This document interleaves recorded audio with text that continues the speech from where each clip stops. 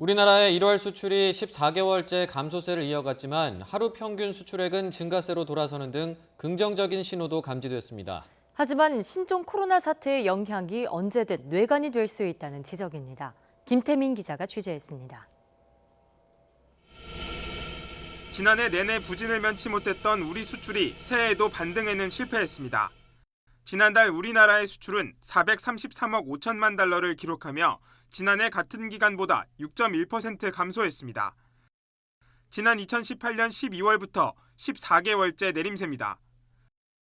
수입은 5.3% 줄어든 427억 3천만 달러로 집계됐습니다. 하지만 지난해 10월을 저점으로 수출 개선 흐름이 이어지고 있다는 긍정적 신호도 포착됐습니다. 특히 설 연휴를 제외한 하루 평균 수출액이 20억 2천만 달러로 지난해 평균치를 웃돌며 감소세가 시작된 이후 처음 플러스 전환했기 때문입니다. 1월 수출은 마이너스 6.1% 감소했는데 이는 설 명절 연휴에 따른 조업일수 감소 영향이 컸습니다. 조업일수 영향을 배제한 일평균 수출은 14개월 만에 플러스로 전환해서 수출 반등 모멘텀이 구축된 것으로 보입니다. 특히 단가 하락으로 고전하던 수출 주력 품목, 반도체의 고정 가격이 눈에 띄는 상승세를 보인 점이 고무적입니다. 낸드 플래시 가격은 19개월 만에 전년 대비 증가했고 디램 고정 가격도 14개월 만에 처음 반등하며 본격적인 반도체 경기 회복에 기대감을 높였습니다.